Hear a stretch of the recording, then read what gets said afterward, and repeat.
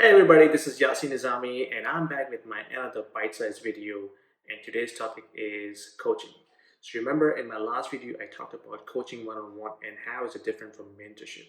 So I'm going to recap a little bit so that people can understand, because oftentimes people misunderstand what is coaching, what is mentorship, and sometimes they confuse with training as well. So I'm going to break it down for you in simple words. So training is basically to help somebody to gain certain skills. Let's say I'm struggling with presentation skills, or I'm struggling with public speaking.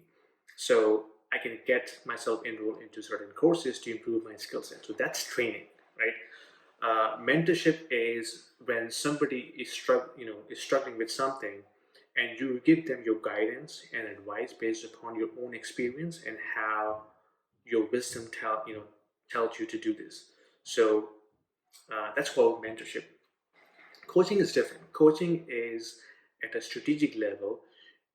You are making other people more successful by helping them identifying and eliminate the roadblocks and guiding them to their full potential and preparing them for success at the next level. So these are the fundamental requirements for coaching, that anyone can anyone needs in their professional career. So I'm gonna talk about a concept called grow-based coaching, which is highly recognized in the executive coaching practice. And the version of grow-based coaching that I'm going to talk about, it's called iGrow. It's the same principle, but with a little bit of variation with the inclusion of I. So iGrow means I stands for immersion, G stands for goal, R stands for reality, O stands for options, and W stands for will or way forward. So I'm gonna talk about each of these phases. So these are different phases of the whole coaching exercise, and I'll make sure that you understand each and every phase. So let's talk about immersion. So immersion is when the discovery happens. So you sit down with the employee and you try to explore, okay, what is the issue that you're trying to solve, right? So uh, you can do this by observing the employee, by going into meetings with them, observing how they're interacting with the clients or with the team members. What is their tone of communication? How are they treating the argument and being in the discussion? So that's how you observe it. The other way to observe is it, um, if the coachee reaches out to you and say, hey, I am struggling with XYZ, help me out there. Okay. Or somebody, you're doing a performance review at the end of the year, and this is where you discover, okay, this employee needs support in rectifying XYZ issue.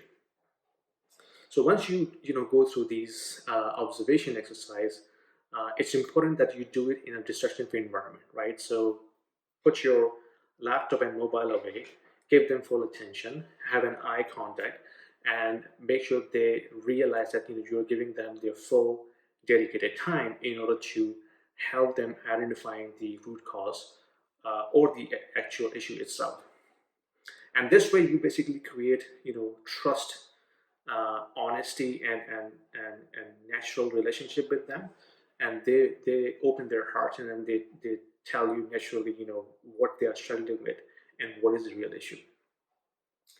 And when you do this, then you go into the next phase. The next phase is for goal, and in goal phase you basically establish smart based goal. So smart goal means specific, measurable, achievable, realistic, and time bound.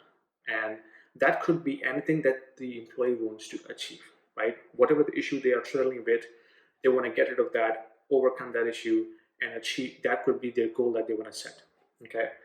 And the goal needs to be positive, because you don't want to focus on things what went wrong, because that will drive the motivation to the lower level. You have to keep the employee motivated by focusing on the positivity of this exercise. And then you help them prioritize those goals, because it may not be the only goal in their professional life, right? So they may have other goals that they are trying to achieve. So you have to help them prioritize those goals accordingly and based upon the highest impact and lowest effort. Then you move into the reality phase, and in reality phase, you kind of um, understand, okay, what is the current situation? What is happening right now? And you do this by asking questions like, what's good and worth keeping about this current situation?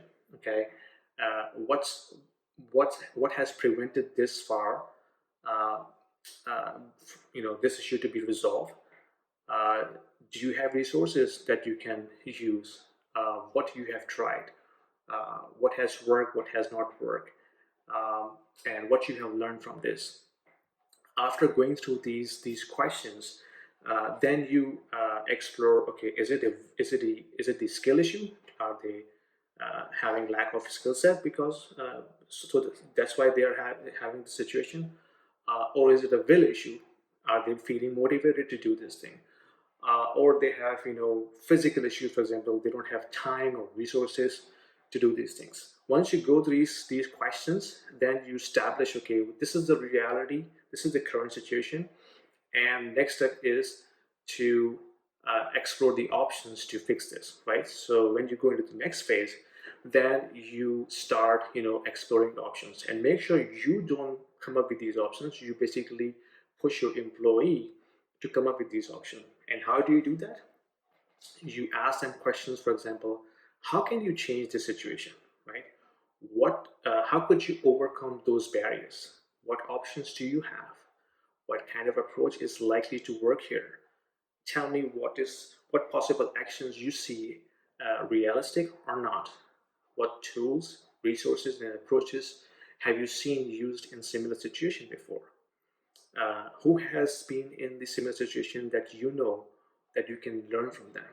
Okay, so by asking these questions, you are basically pushing that employee to think about it, and they will come up with the options. Okay, but the key thing here is, guys, you don't jump the gun and give your advice, because when you do that, you basically reduce the learning process here, and this will become a mentorship exercise, as I mentioned before. Um, and then you basically encourage the coach to pick up the best possible option among all three options that they can come up with. Imagine an example. For example, when the person who needs to go from point A to point B, they can have multiple options. They can have a fastest route, they can have a slow route, and they can have a scenic route, for example, right? And each of these options can get them to the goal, but each of them has different attributes: faster speed, beautiful scenery, you know, uh, better, traffic, for example. So similar analogy here, the person can come up with multiple options, but you need to push them or encourage them to pick the best option based upon maximum uh, impact and lowest effort. So once you identify the option, then you move into the next phase, which is W, stands for way forward or will. In this phase, you basically help them to come up with the next steps. You ask them, okay, what are the next steps, and when will you take those steps? Okay, then you ask them, okay, what resources do you need, and from whom? Okay, what other resources you think you need in order to achieve your next step? Okay, then you talk about risks associated with that. So you ask them, okay, what sort of risks you think can come up that can hinder your progress, right? And how would you avoid them? And then you ask them, okay, do you need to set up a follow-up session? When and how often? So the key is, you do not tell them anything. You're just asking these questions and pushing them to think themselves and come up with these options and the next step that they think are the best for them in order to achieve the goal. And then you basically influence the coachee to focus on the action plan that they come up with and then implement it. Okay, and then you ask them, if you do not take any action, what would happen? This will create loss aversion process in their mind. And then you come up with the compelling vision to show them, okay, how things will look in the future once you have implemented this plan and achieve your goal, and compare it with the current situation. Okay, that will give them a contrast view between the current situation and the future vision that they want to achieve for. And then lastly, you remind them, okay, that this is their own journey, and you as a coach are a resource to them. So you will help them in every step in order to achieve the final goal, but it's going to be them implementing this plan that they have come up with and take necessary steps in order to avoid risk, utilize resources effectively, and then reach out for further help if they need it. So that's the iGroup based framework that I wanted to share with you guys. And I will definitely welcome the feedback. So add your comments down there, provide your feedback, and until next time, stay safe, stay healthy. I'll see you next time. Thank you very much.